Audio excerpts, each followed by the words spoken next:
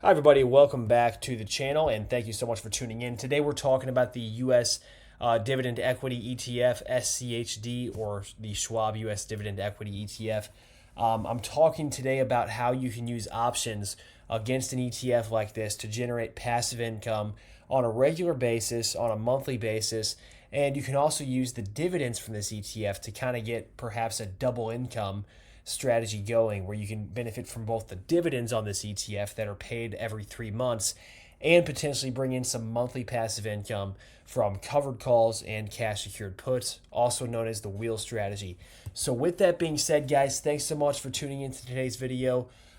This is the Schwab U.S. Dividend Equity ETF, last traded at $76.92.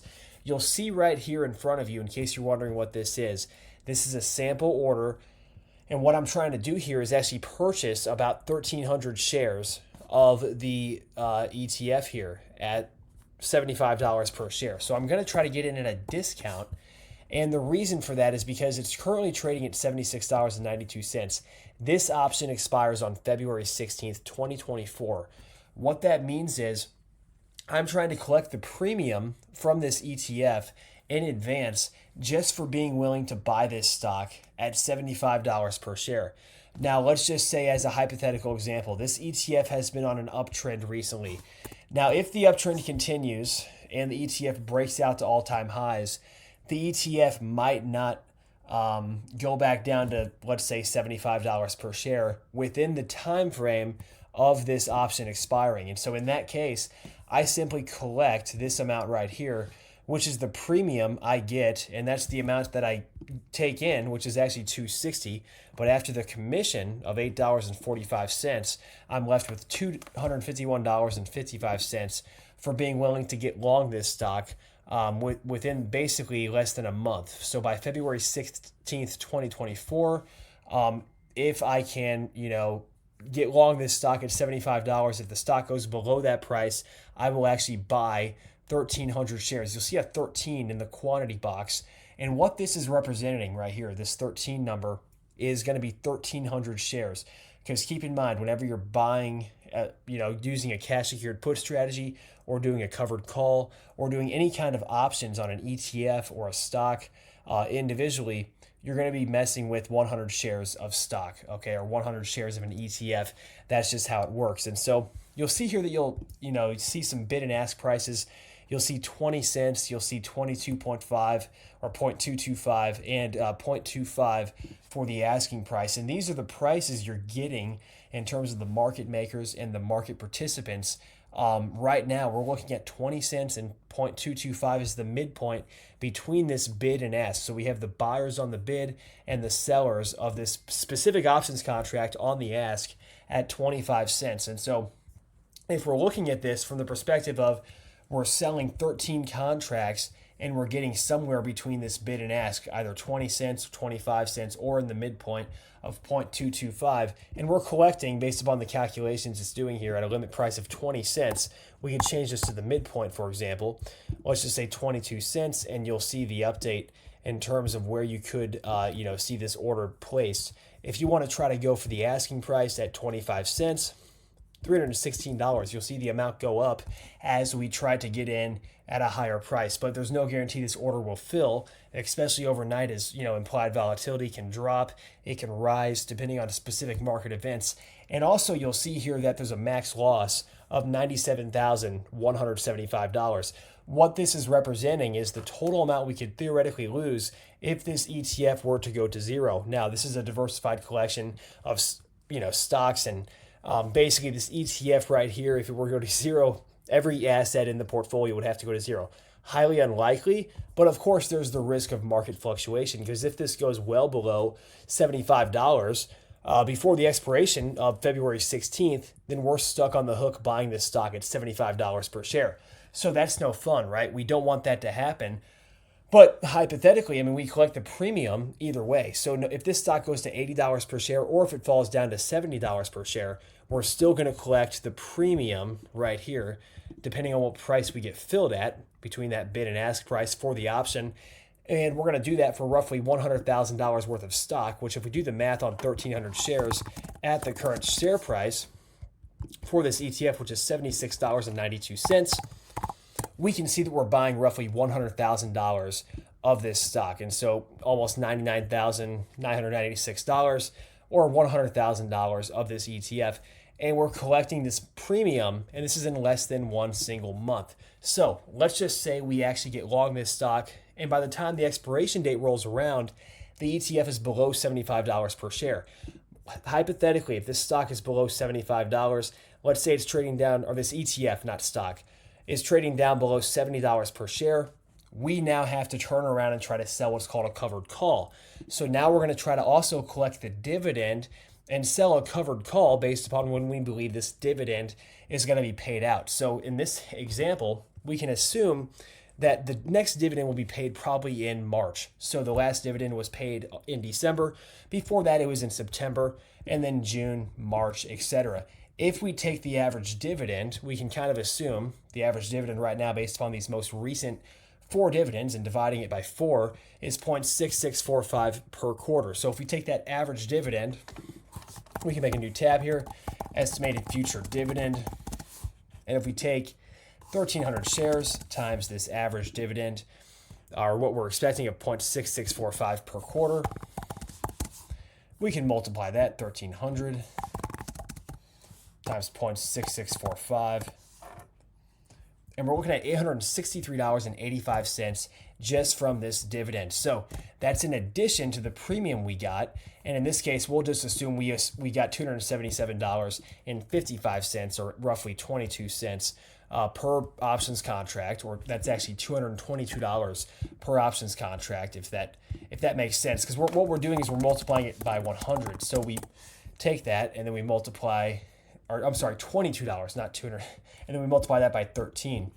And so we get $286 in this case. If we're selling 13 contracts at 22 cents or $22 per contract, depending on which price we choose here, if that makes sense. So in this case, after the commission, we're getting $277.55.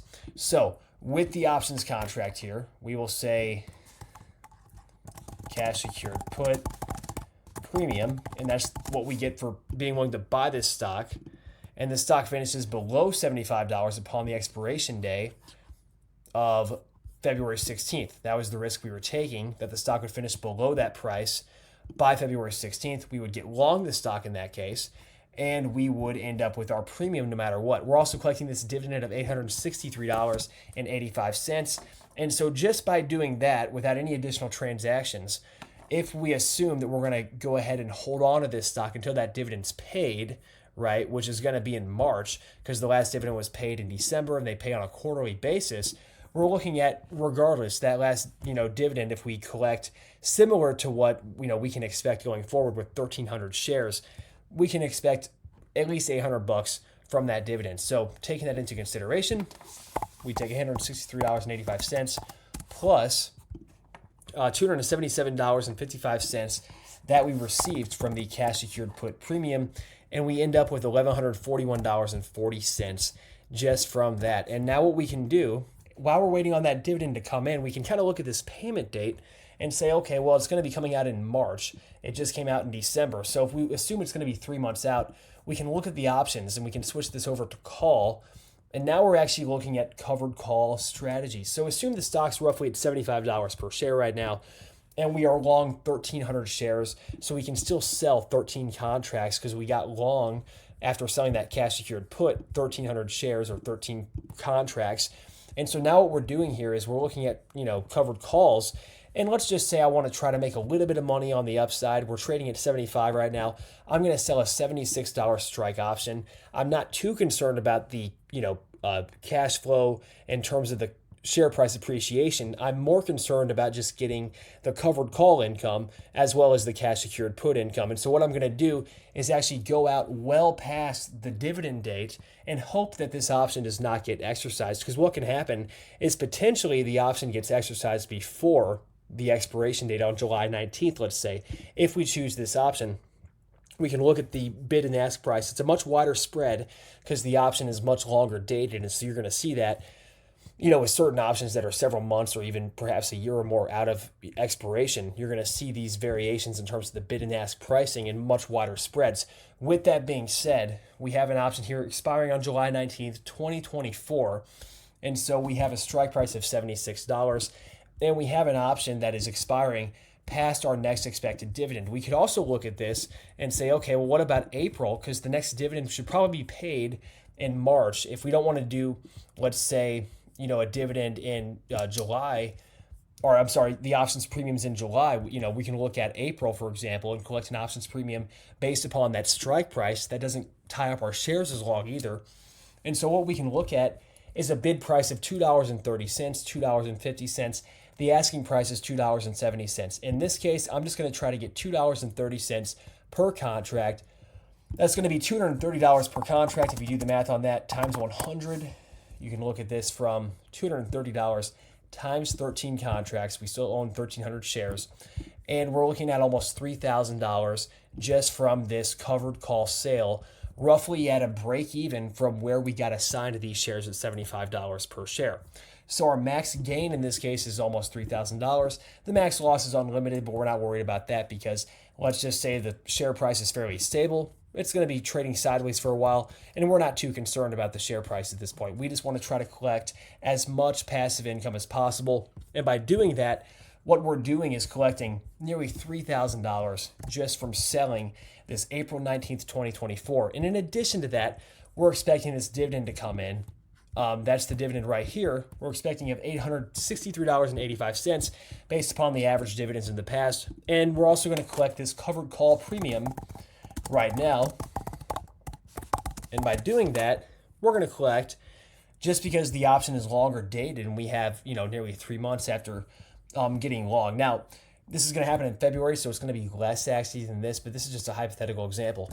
Assume that it's roughly $2,000, because the time value, it's going to be well past February by the time we actually sell this option past the April 19th, 2024 expiration. So assume roughly, instead of $2,900, we'll assume the time value has dropped this to $2,000, which is probably reasonable with the time value decline. And so we're going to get a covered call premium of, let's say, $2,000, which is probably reasonable. And what we'll do is we'll take that 1141 number we had, and we will multiply that times 2,000. And you can see here how we have a total premiums and dividends, everything combined. The total amount is over $3,000. Okay, so we'll double check this math here, but basically what we're doing is generating passive income in the thousands of dollars without really doing any work, right? What we're doing is just using our existing positions, and this is why it's so passive, because regardless of what happens, we're still collecting these premiums, and we're still getting the dividends as well if we time this correctly, and we can actually assume we're not going to get assigned on these options contracts, which is a possibility.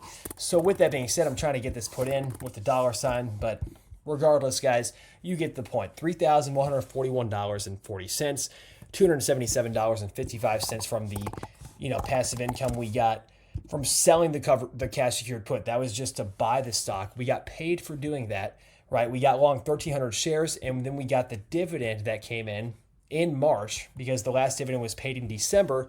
So the next dividend is coming in March, right? So we're going to get paid that dividend of $863.85.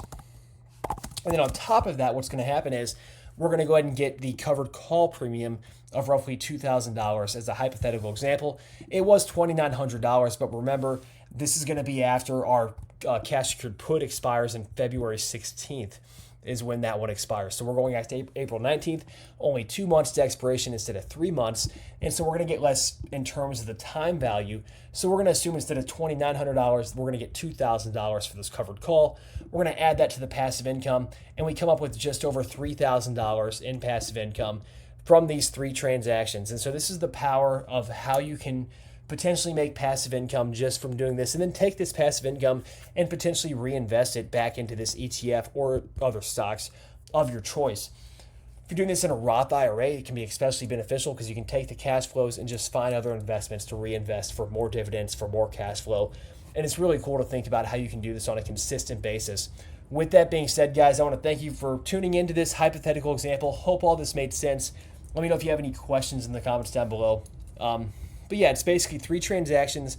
We're buying the stock, we're getting the dividend, and then we're also collecting the covered call premium on top of that and hoping to make over $3,000 in this example from the U.S. Dividend Equity ETF, SCHD, through Charles Schwab, guys. So with that said, let me know what you guys think in the comments down below. Thanks so much for tuning in. God bless, and we'll see you in the next video. Take care.